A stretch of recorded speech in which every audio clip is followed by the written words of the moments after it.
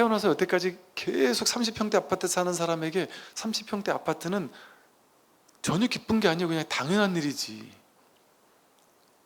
근데 30평대 아파트 살다가 갑자기 집이 없어가지고 한 1, 2년을 너무 힘들게 살다가 집도 팔고 완전 막 거지꼴로 막 여기저기 전전긍긍 하면서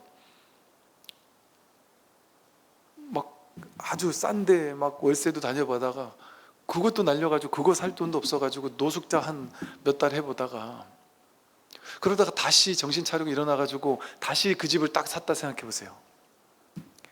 야, 내 집이 있다는 게 이렇게 행복할 수 있구나. 그럼 보세요. 그 행복 어디서 나왔어요? 그 전에 집이 없던, 돈이 없던, 불행했던 그 인연이 상대적으로 인연을 비교했을 때 아, 이게 행복한 것이구나를 깨닫게 했잖아요. 그러니까 그 감정이라는 것은 그렇게 만들어지는 거예요. 인연 따라. 그래서 늘 기쁘고 늘 행복하고 늘 이런 사람은 행복을 몰라요. 기쁨을 몰라요.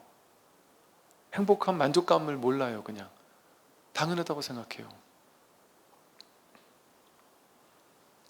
그렇기 때문에 우리 인생에는 고맙고 감사하게도 적절하게 우리에게 행복을 주기 위해서 행복과 불행 이런 거를 왔다 갔다 해야 그게 인생이거든요. 그게 삶이거든요. 근데 사실은 왔다 갔다 하는 게 중생의 분별이 왔다 갔다 하는, 사실은 왔다 갔다 하는 게 없어요. 분별할 때 왔다 갔다 하는 거지. 근데 생명이라는 어떤 우리가 한 존재가 태어났다라는 이 생명이라는 건요, 이게 순환을 먹고 자라요. 들숨과 날숨을 먹고 자라 생명이 있거든요. 밤과 낮을 통해서 생명이 있거든요. 좋고 나쁜 것들이 왔다 갔다 해야지만 생명인 거예요. 그게 어릴 때가 있고 나이 들 때가 있고 그게 생명의 순환이에요. 생명의 호흡이에요. 그러니까 우리가 진짜 생명이 있으려면 부자였다 가난했다가 욕도 못 얻었다가 칭찬도 들었다가 자식이 사고도 치다가 좋은 일도 했다가 나를 힘들게도 했다가 효도도 했다가 그게 삶이에요. 그게 인생이에요. 그게 기본이에요. 그걸 문제 삼는 그게 망상이에요. 그럼 그냥 생명의 모습이 순환의 모습이 그런 거예요. 처음부터 끝까지 내 자식은 한 번도 나를 어긴 적이 없고 순탄하게만 했다. 그거 좋은 게 아니에요. 자식에게도 부모에게도. 온갖 인연들, 사건, 사고들이 일어나죠. 그것이 아무 문제가 없다니까요. 근데 내 생각으로 이래야 돼 저래야 돼라는 걸 딱 붙잡고 고집하고 고착되어 있고 머물러 있으면 머무를 수가 없거든요. 세상은 좋았다 나빴다 끊임없이 흐르거든요. 근데 나는 부자 여기 머물고 싶어. 그러면 괴로워지는 거예요. 원래 인생이 어느 때는 부자가 되었다가 어느 때는 좀 가난해졌다가 왔다 갔다 하는 거거든요. 어느 때는 건강했다가 어느 때는 건강이 나빠졌다가 왔다 갔다 한단 말이에요. 아무 문제가 없어요. 그럼 보세요. 우리는 이렇게 생각해요. 선생님 그래도 생각으로 미래에 좀 부정적인 상황들을 가정해서 상상해서 그걸 지금 두려워함으로써 그걸 미리 대비하는 것도 필요하지 않을까요? 라고 얘기할 수 있잖아요. 합리적인 것 같잖아요. 그죠? 그런데 보세요. 미래에 우리에게 올 수 있는 두려운 가능성 조건이 몇 개쯤 있을까요? 몇 개 정도 셀 수 있을까요? 병이 올 수 있는 가능성 중에 어떤 병들이 나에게 올 수 있는 가능성이 있을까요? 수백 수천 병의 종류가 얼마나 많겠어요. 온갖 병으로 다 죽잖아요. 그 모든 가능성이 있잖아요. 난 어떤 가능성으로 죽을지 알 수 없잖아요. 그 모든 가능성에 대해서 다 두려워해야 됐나요? 모든 가능성을 다 두려워할 필요 없잖아요. 그게 올지 않을지도 모르고 또 망하는 가능성이 얼마나 다양하게 망하는 가능성이 있어요. 요만큼 망하는 가능성, 크게 망하는 가능성, 뭐 완전 몸이 무너지는 가능성, 뭐 부모 자식까지 다 같이 망하는 가능성, 뭐 온갖 가능성이 있잖아요. 그 어느 가능성이 나에게 올 수 있는 두려움이에요? 그리고 그 두려움이 나에게만 오는 건가요? 나에게 그 모든 미래에 올 수 있는 무수히 두려운 가능성이 수백, 수천, 수만 개, 수조 개가 올 수 있듯이 남들에게도 모두 다 그런 가능성이 똑같이 있지 않나요? 스님 그래도 미래에 뭔가 두려운데요 할 때 그 두려움이 나에게만 오는 걸까요? 남들에게도 올 수 있죠. 유명한 연예인 어떤 사람이 그런다는 거죠. 자기가 지금은 이렇게 잘 나가고 있는데 이러다 한 방에 훅 갈 수 있어서 두렵습니다. 내가 정말 막 부처님처럼 하느님처럼 너무 깨끗하고 지금 이미지, 대중이 알고 있는 이미지처럼 그렇게 훌륭한 사람이 아닌데 언제 이게 뽀록이 나서 나도 안 좋은 일도 할 수 있고 살다 보면 그런데 그 중에 안 좋은 일이 뭔가 이렇게 대서특필이 돼가지고 내가 아주 쓰레기 같은 인간이 되어가지고 완전 망해가지고 아무것도 할 수 없이 망하면 어쩌지 하는 두려움 때문에 밤잠을 설친다. 그럼 그 사람은 그렇게 사회적으로 매장당하는 가능성이 자기에게만 있다고 생각할 수 있어요. 왜? 나는 유명한 연예인이니까. 근데 그 가능성이 그 사람에게만 있는 게 맞을까요? 우리 모두에게 있지 않나요? 우리 모두에게 그런 가능성이 있을 수 있다니까요. 평범하던 어떤 사람이 갑자기 어떤 유튜버가 뭘 촬영을 해가지고 뭘 터뜨려가지고 갑자기 사회에 매장될 수 있잖아요. 우리 모두가 그럴 수 있다니까요. 특정한 사람에게만 그런 두려운 일이 벌어지는 게 아니라 이 세상 80억 인구 전부 다 그 수백 수천만 가지 두려움의 가능성이 다 있어요. 그러면 내 생각이 맞다면 이 세상 모든 사람은 전부 다 두려움에 떨려야 되잖아요. 죽을 때까지 두려움에 떨며 살아야 되잖아요.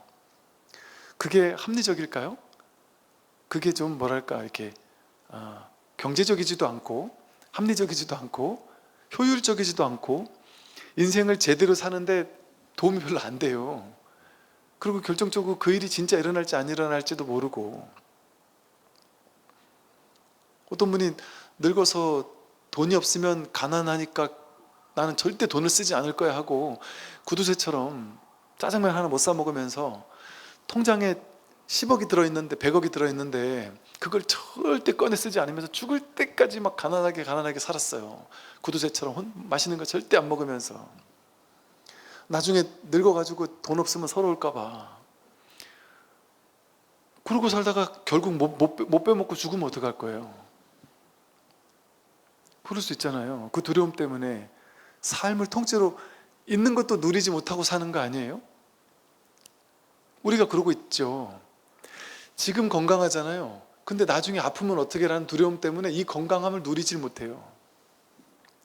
건강함으로써 할 수 있는 많은 것들을 누리지 못해요. 만끽하지 못해요. 왜? 생각 속으로 두려워하느라고. 생각 속으로 게으러하느라고 지금 행복감을 느끼고 누리고 만끽할 수 있는데 지금 느끼고 누리고 만끽하지 못해요. 심지어는 어떤 사람은 지금 느끼고 누리고 만끽하는 거에 대한 죄의식이 있는 사람이 있어요. 그거는 잘못하는 거라고 생각을 해요. 미래를 위한 대비를 철저히 하는 사람이 돼야지 지금 이 순간을 누리고 만끽한다? 그거는 미래에 대한 대비를 안 하는 사람이라고 생각을 한단 말이죠. 업보라는 거에 보면은 신구의 삼업이라 그러잖아요. 의업이 제일 중요하거든요. 의업은 보이지 않아요. 자기 생각이에요. 생각으로 짓는 업이에요.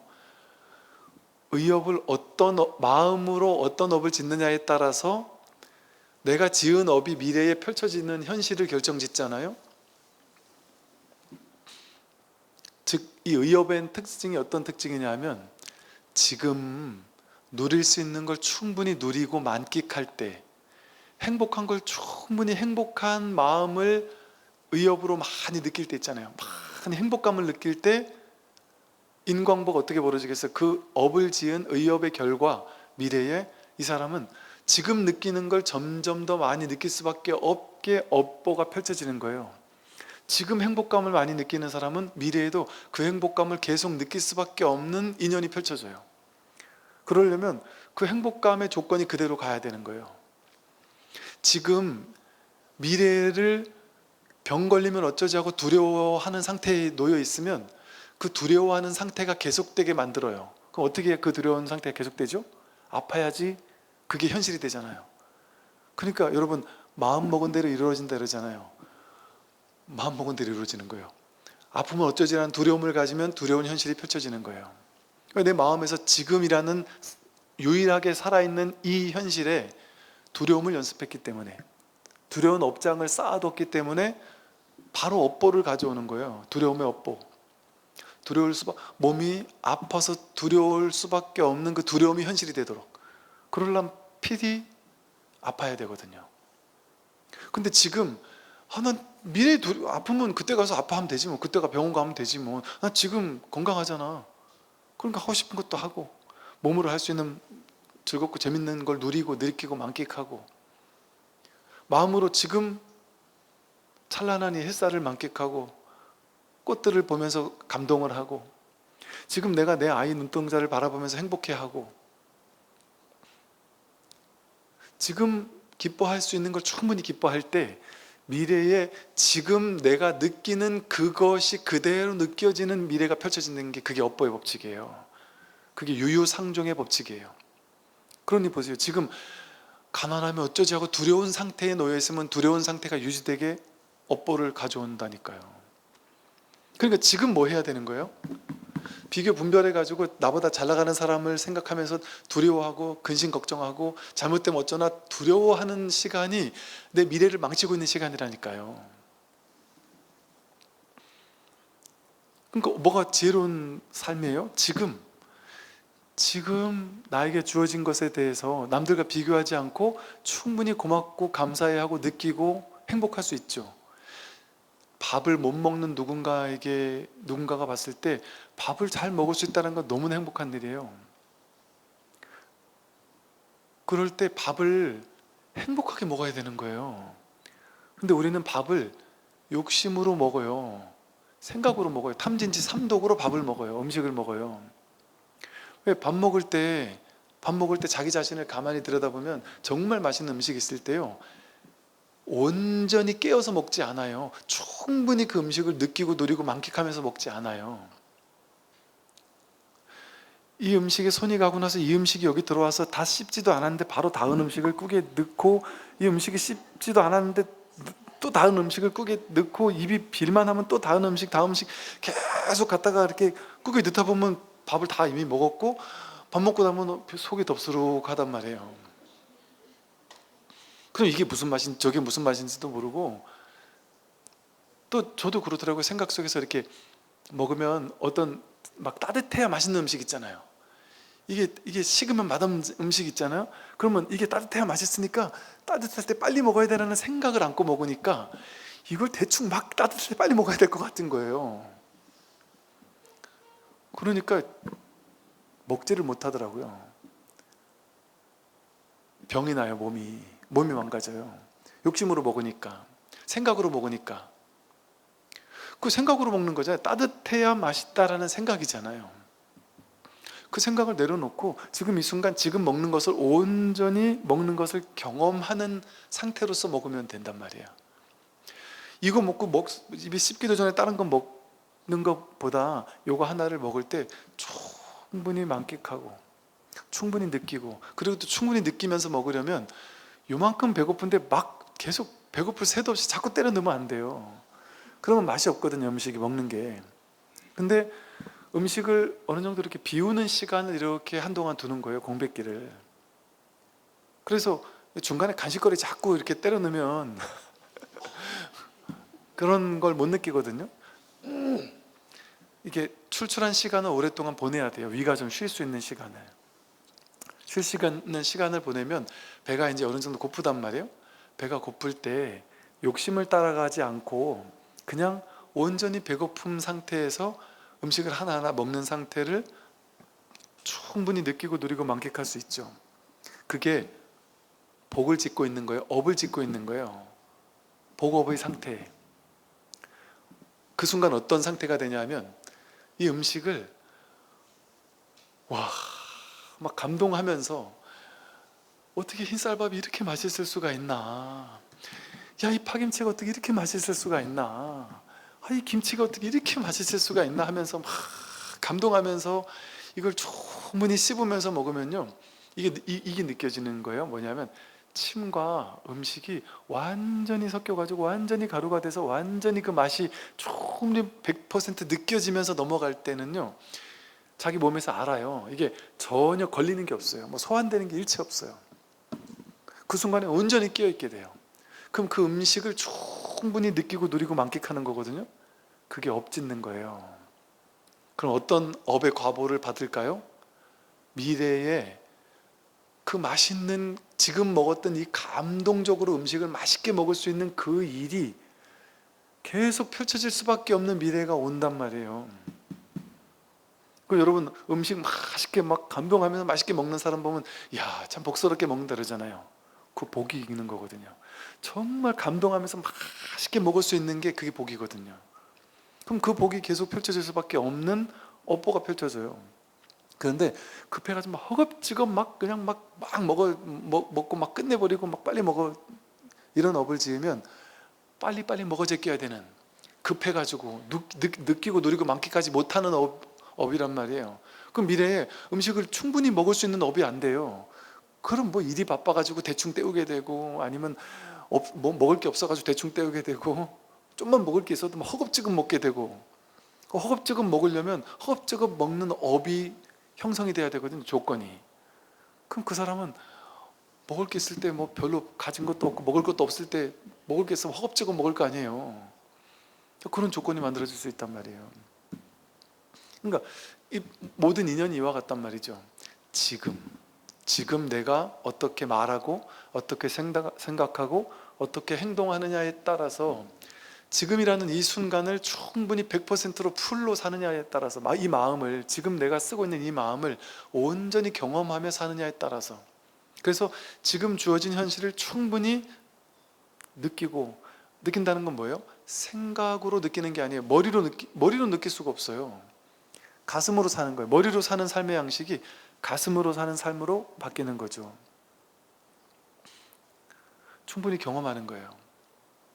여러분, 요즘에 지난주까지 매화가 활짝 폈어요. 곳곳에 간혹 보면 매화가 있는 곳들이 있어요. 서울에 매화가 막 활짝 폈고, 그리고 부산을 갔더니 부산은 지금 벚꽃이 막 활짝 폈거든요.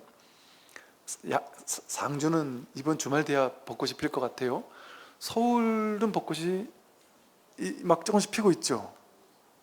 곳곳에 막 벚꽃이 피어 있단 말이에요. 근데 꽃 구경하러 보통 혼자 안 가잖아요. 스마트폰과 함께 가거나 친구와 함께 가거나 해서 찍어줘, 내가 찍어줄게. 그러면서 거기서 와 멋있다 한마디 하고 나서 그때부터 이제 찍기 바쁘고, 나 잘 나오게 찍어줘 뭐 이래 바쁘고. 근데 혼자서 산을 가거나 혼자서 꽃을 바라보면서 그 예쁨을, 그 아름다움을 가까이서, 여러분 꽃 구경 간다 하고 꽃 구경 가잖아요. 단풍 구경 간다 하고 단풍 구경 가잖아요. 거기 가서 진짜 단풍 구경, 진짜 꽃 구경 하나요? 몇 분이나 하나요? 가까이 가서 꽃을 이렇게 유심히 바라보는 시간은 몇 초 안 될 거예요. 몇 초 잠깐 보고 나서는 이제 볼 거 다 봤다 하고는 이제 사진 찍기 바쁘단 말이에요. 이 살아있는 봄으로 직접 그 꽃을 직접 볼 수 있는 이 봄의 귀한 지난 시간 있잖아요. 꽃을 그냥 대충 보면 내가 꽃을 본다라는 망상 속에서 꽃을 보거든요. 그럼 내가 중생에 분별을 하고 있는 거예요. 그냥 예쁘네 하고.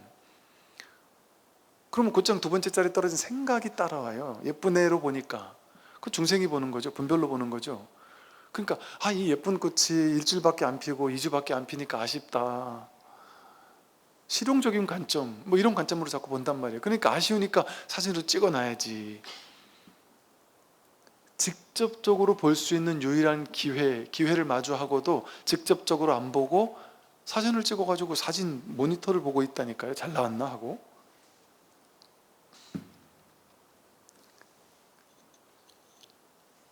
꽃이 필 때 혼자 가야 돼요. 가능하면 스마트폰도 꼭 찍을 거 한두 장만 찍고 그러고 내려놓고 직접 경험하는 시간을 보내야 돼요. 꽃을 오래오래 생각으로 바라보지 않고 생각 없이 그냥 이 보는 이 봄으로 봐본 적이 있느냐 말이에요.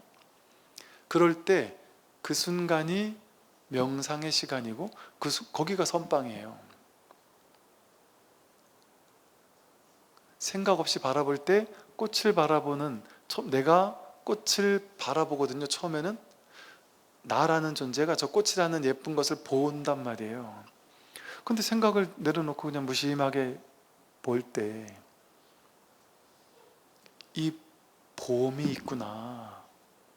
두 번째 자리 떨어져서 꽃을 생각하고 꽃을 예뻐하고, 예쁘다, 매화가 예쁘다, 아, 흰 매화보다 뭐 홍매화가 더 예쁘구나, 뭐 이런 식의 생각, 판단, 비교, 분별을 다 내려놓고 그냥 볼 때. 그래서 이 불교 공부하는 사람은요, 꽃 이름을 알 필요가 없어요. 꽃 이름을 아는 게 쓸데없는 일이에요, 이 공부에서는. 꽃 이름을 알면 곧장 꽃 이름이 떠오르잖아요. 꽃 이름을 애초에 몰랐으면 더 좋은데 왜 꽃 이름을 떠올리지 않으니까.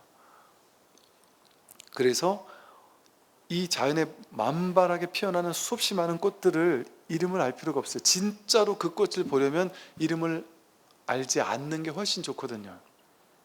세상을 마주할 때 그 세상이 뭔지를 모르는 게 더 좋아요. 그걸 대상으로 파악해서 아는 것은 어차피 모를 거거든요. 죽었다 깨어나도 모를 거거든요. 그게 뭔지를, 뜻을 모른다니까, 의미를 모른다니까요. 그 꽃이 아름다운지 아름다운지 않은지를 모른다니까요. 분별이에요, 아름답다라는 거는.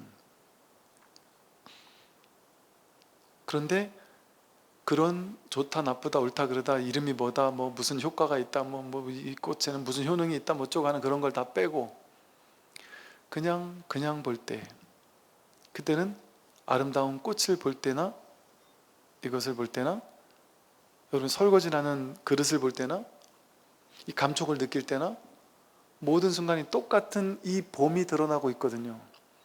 진짜 자기가, 진짜 여기 뭐가 있는지가, 진짜 있는 진실, 가짜로 있는 거, 왔다 가는 거, 왜 모양으로 있는 거, 그리고 그 모양이 좋거나 싫은 거, 그거는 판단 분별이에요. 진짜가 아니에요.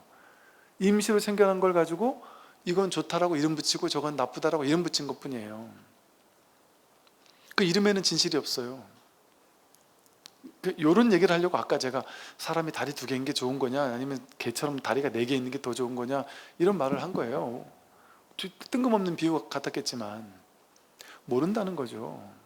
다리가 2개가 있는 게 더 좋은지 4개가 있는 게 더 좋은지 모르는 거예요. 그냥 우리는 일상적으로 오랫동안 이렇게 2개 있는 게 좋은 거고 정상이야 라고 생각했으니까 그게 정상이라고 믿은 것 뿐이죠. 그 생각이 없으면 모든 것이 다 평등해요. 다 똑같아요. 근데 우리가 지금까지 봐왔던 모든 것은 생각으로 본 거잖아요. 판단으로 본 거잖아요. 그 순간에 온전히 이 봄, 이 깨어있음, 이게 깨어있음이라는 말이 그럴싸하지 않아요? 아, 이거를 깨어있다라는 표현으로 쓸만하구나, 쓸법하구나, 이거니까. 여기 이름 붙일 수가 없어요. 근데 아, 깨어있음이라고 이름 붙일 법하네. 이걸 거울이라고 이름 붙일 법하네. 그럼 여러분 가만히 본문을 듣다 보면 어느 날 아, 이거 하고 와닿는다니까요. 깨어있음, 이게 깨어있음, 이거 여기 마음이고, 이게 거울이고, 이게 공적영지심이란 말이에요. 생각으로는 알 수가 없어요. 근데 그 생각 다 빼고 이거란 말이에요. 이거란 말이에요. 이렇게 있는 거, 이게 진짜 있는 거예요. 이 종소리만 이거가 아니에요. 집으로 갈 때 들리는 옆 사람들이 떠드는 소리들, 지하철 온갖 소음, 자동차 빵빵거리는 소리, 그 전부 다 이거죠. 그래서 이근 원통, 관세음보살님이 입도한 길, 관세음보살님이 도에 들어간 방법, 그 익은 원통이다. 익은 귀 이자, 귀로 소리를 듣다가 생각으로 듣다가 지관, 생각을 멈추고 관, 있는 그대로를 들리는 그 소리를 판단 분별로 듣다가 이 소리 저 소리 이렇게 분별해서 듣다가 그냥 듣고 있는 이놈을 회관관조해서 이놈을 탁 돌이켜 들으니까 이게 드러나는 거예요. 들리는 내용이 드러난 게 아니고 듣는 이놈이 확인된단 말이에요.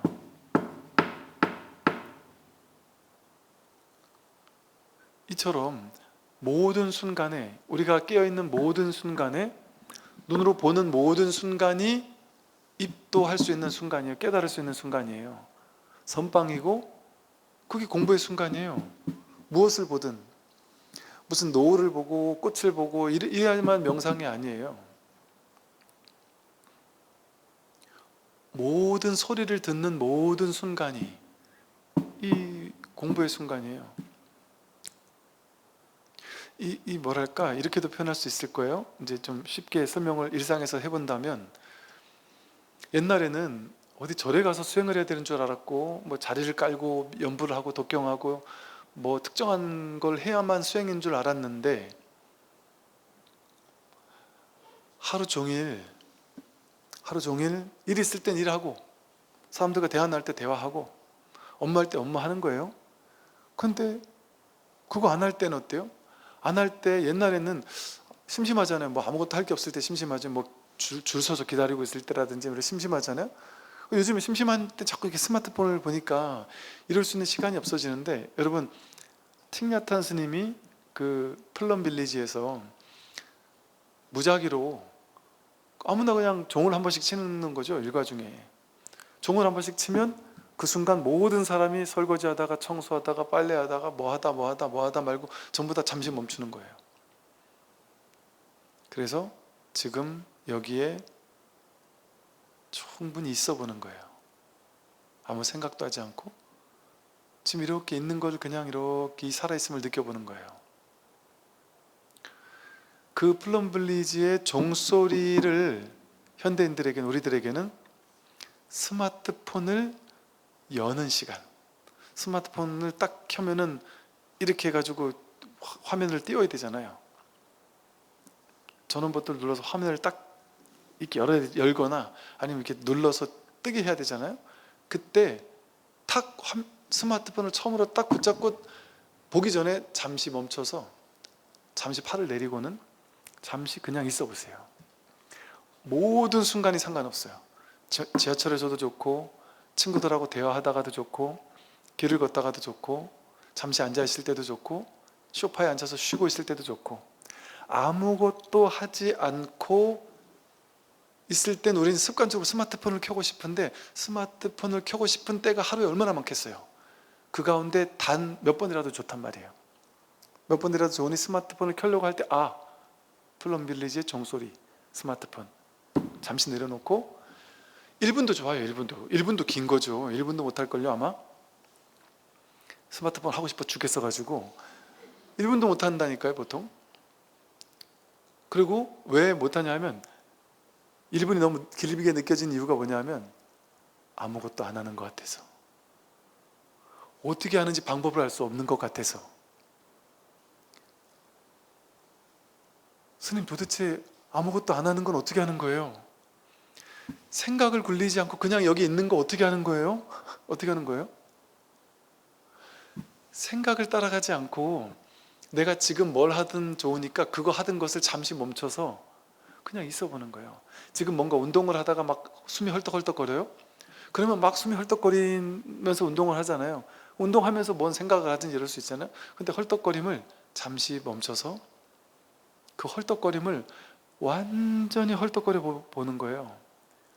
그러면 호흡이 막 뛰는 게 그대로 경험이 돼요. 그대로 느껴져요. 숨이 가쁜 게 그대로 보여져요. 몸에서 열이 나는 게 막 느껴져요. 열감 같은 게 막 뜨거운 게 느껴져요.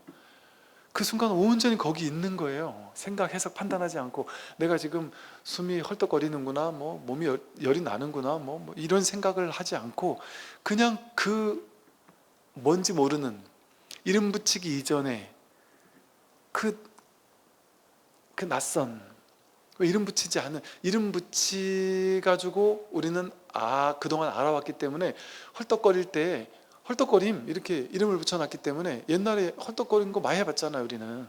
그러니까 그 헐떡거림을 다시 안 만나는 거예요. 아는 느낌이라고 생각하니까. 진짜 아는 느낌 아니에요. 그 느낌을 경험 안 해봤어요. 별로. 안다는 생각을 버리고 지금 처음 경험하는 것처럼 완전 생각을 버리고 그 헐떡거림 속에서 온전히 그걸 경험해 보세요. 속이 좀 느끼하거나 뭐 소화가 안 되거나 할 때 느끼해, 소화가 안 돼 하고 자꾸 약을 찾지 말고 그 소화가 안 되는 그 뭔가 확 걸려 있는 것 같은 그 느낌과 잠시 같이 한번 있어 보란 말이에요. 그 대상이 있을 때 그거를 보면서 그냥 있기가 좋거든요. 화날 때 화를 확 지르기 전에 그 화나는 이게 얼마나 좋은 기회예요. 화 잘 나오기도 쉽지 않은데 화날 때 그것과 함께 있을 수 있는 시간을 잠깐 보내보는 거예요. 자식한테 소리 복 지르기 전에 일단 잠깐이라도 좋으니까 좋은 기회거든요. 뭔가 그 화라는 그 어디인지 모르는 곳에서 뭔가 막 이렇게 막 올라오는 그 느낌 마주해 본 적 있냔 말이에요. 그걸 그냥 온전히 그 경험하면서 있어 보는 시간, 생각이 개입되지 않고 이걸 연습 아닌 연습을 하다 보면, 왜 이 연습을 하라 그랬겠어요? 우리는 맨날 생각 속에 있으니까 생각을 끊고 그냥 있으면 모든 순간이 이 직진심의 순간이 된단 말이에요. 순간. 그러면 어떤 느낌이냐면 방금 전까지 막 정신없던 순간이 갑자기 정멸이 돼버려요. 지하철에서 이 시끌시끌했던 순간이 갑자기 정멸이 돼버리고 친구들과 막 수다 떨다가 남들은 계속 수다 떨고 있는데 나만 잠시 멈춰서 이렇게 있으면요 갑자기 제3자가 된 것 같고 친구들이 우왕왕왕왕 하면서 막 떠드는 소리가 해석은 안 되는데 이 전체를 이렇게 이 자리에 있는 내가 이렇게 보이는 것 같은 어떤 경험이랄까요? 이 봄의 경험? 이런 게 일어나요. 어떤 대학교 신입생 남자아이가 찾아왔어요. 찾아와서 이게 너무 물어보고 싶어가지고 찾아왔다고? 엄마랑 같이 왔어요. 물어보길래 뭔가 봤더니 이 아들이 심리적으로 좀 힘든 게 좀 있었나 보죠. 불안초조한 게 있었는데 대학 가가지고 이게 너무 강한 거예요. 지금 이제 신입생들 막 들어오는 시즌이잖아요. 대학교를 낯선 곳에 이제 처음으로 부모님 떨어져가지고 혼자 대학교를 갔는데 이렇게 익숙하지 않은 게 이 친구한테는 되게 낯선 거죠. 그런 사람이 있을 거 아니에요. 뭐 좀 마음 심리적으로 힘들어하는 친구도 있겠죠. 너무 불안하고 너무 불안해서 못 참겠더래요. 살 수가 없더래요. 학교 가는 것도 무섭고 낯선 친구들 만나는 것도 두렵고 혼자 이렇게 낯선 집에서 혼자 기숙사에서 혼자 이렇게 있는 것도 두렵고 내일 또 학교 가야 되는데 어떡하지 하는 것도 두렵고 너무나 무서워가지고 어떻게 할 수가 없더래요. 너무 힘들더래요. 그냥 막 정신병이 올 것 같이 힘들더래요. 그래서 이제 정신병원을 가서 약을 줘서 그 약을 먹었는데도 별 차도가 없더라는 거예요. 그래서 엄마한테 막 힘들어 죽겠다고 얘기하니까 엄마는 아들이 그 멀리 가서 그 대학교 가가지고 멀리 가서 그렇게 있는데 잘 좀 생활했으면 좋겠는데 그렇게 힘들다고 하니까 뭐 어떻게 해요. 말이 없잖아요. 이 얘기도 저 얘기도 해줘도 그래도 모르겠다고 하고. 그래서 너 법문을 좀 들어봐라. 그 옛날 같은 법문 들어보라고 비웃겠죠. 별로 관심이 없었겠죠. 또 한참 공부할 때니까 뭐 별 관심 없었겠죠. 그래서 긴가민가 하다가 그냥 몇 편 들었대요. 그러고서 그때의 심정이 어떤 심정이었어? 물어봤더니 그때의 심정이 정말 지푸라기라도 잡고 싶은, 이 불안을 없앨 수만 있다면, 이 불안, 이 괴로움을 해결할 수만 있다면 얼마나 좋을까. 그런데 병원도 가봤는데 안 되고 심리치유 같은 것도 안 되고 뭐 누구한테 얘기해도 안 되고 어떤 방법도 없는 것 같고, 그런데 나는 너무나 간절했대. 뭐라도 하고 싶은 심정으로 너무나 그냥 간절함, 이거 해결해야 되겠다라는 이 생각, 그거밖에 없었다는 거죠. 오로지 그 하나가 완전히 그냥 사무치듯이 그냥 그 하나의 간절함밖에 없었던 거예요. 그거 해결해야 되겠다. 이 괴로움에서 벗어나야 되겠다. 그런데 얼마 되지도 않았어요. 본문도 그렇게 많이 되지도 않았고. 근데 스님 순식간에 그게 사라져버렸어요. 번뇌가 사라져버렸어요. 이 불안함이 사라져버렸어요. 물론 불안함이 있긴 있는데 없어요. 있긴 있는데 문제가 안 돼요. 갑자기 그때부터 웃음이 나오고 아무 일이 없고 괴로움 너무 잘 살고 있어요. 뭐죠? 그래서 얘기를 하더란 말이에요. 근데 이런 이야기를 하는 사람들이 점점 늘어나고 있어요. 이게 왜 그러냐면, 이게 어찌 보면 좀 잡소리를 해보면, 이게 지금 이 시대가요, 깨어남의 시대거든요. 깨어남이 너무나 많아지는 시대고, 온 세상 무수히 많은 사람들이 깨어남의 흐름이랄까?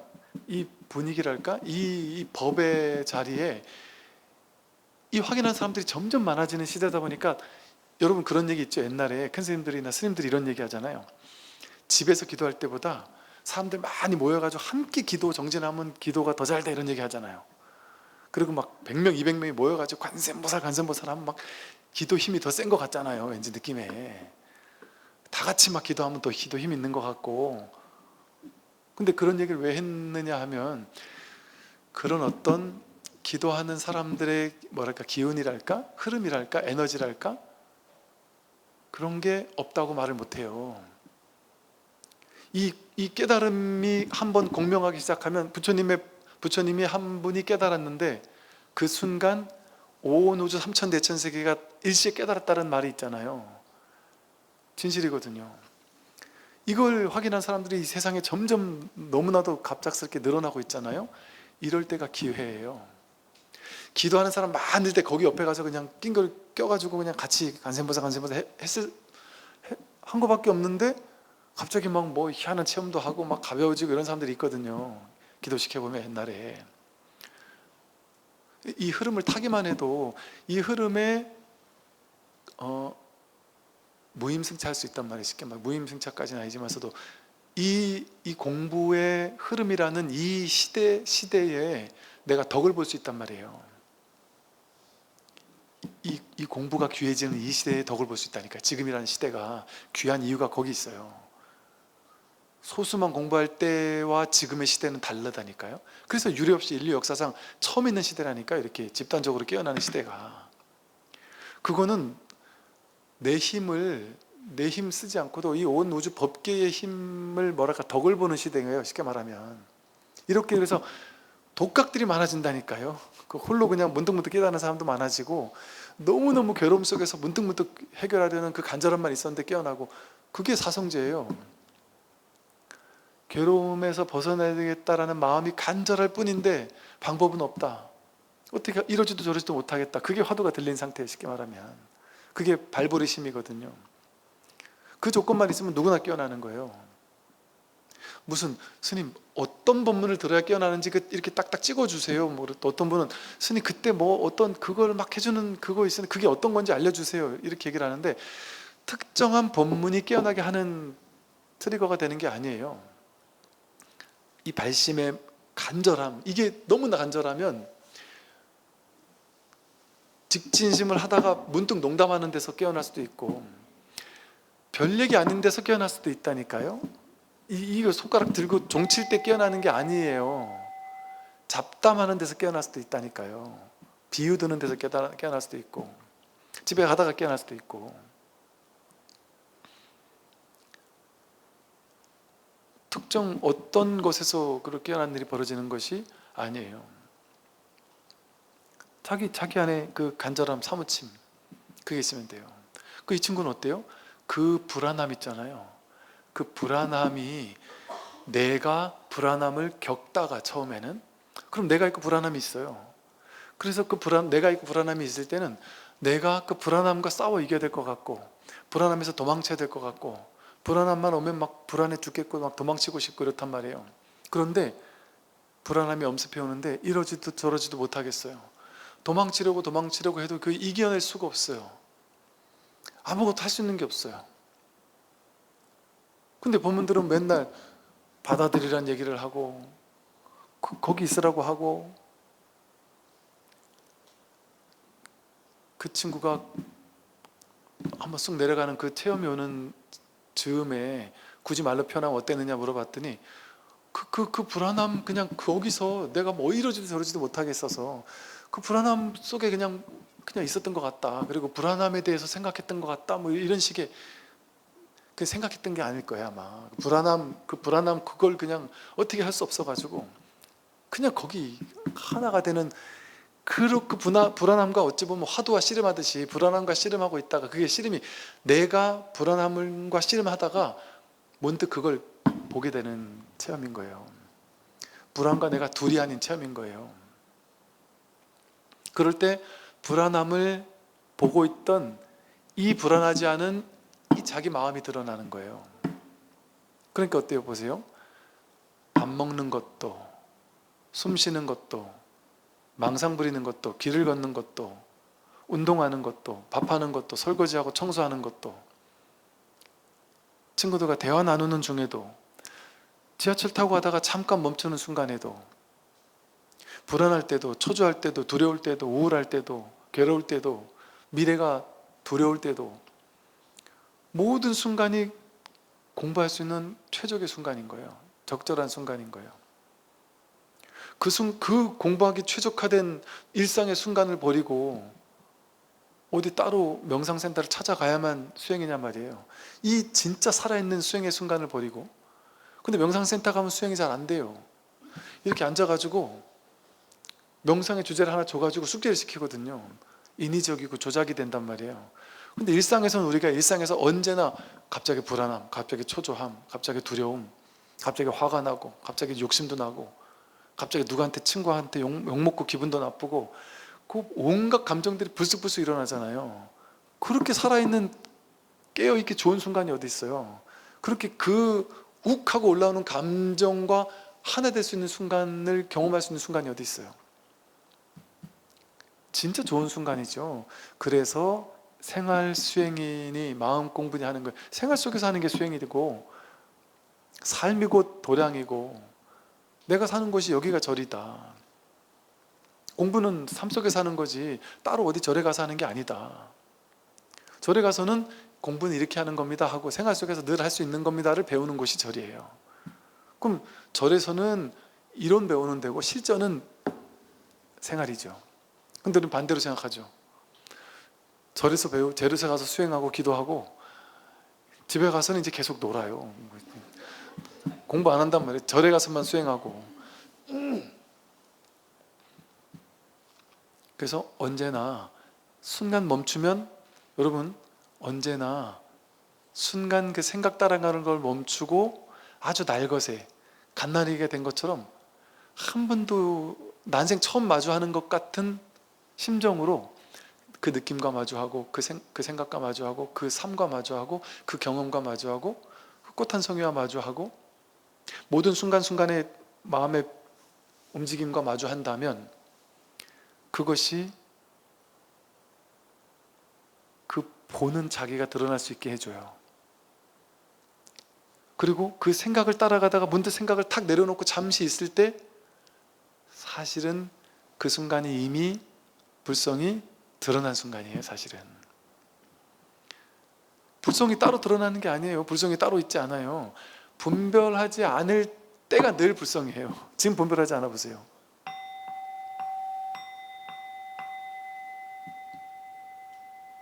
이렇게 늘 있어요. 불성은 분별하지 않으면 늘 불성이에요.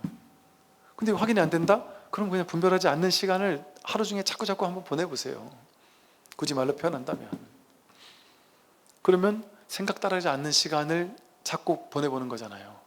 그럼 이 무분별심과 가까워지는 시간이랄까요? 훈습되는 시간?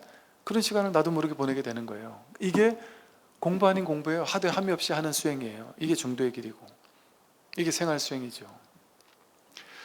오늘 여기까지 말씀드리겠습니다. 성불하십시오.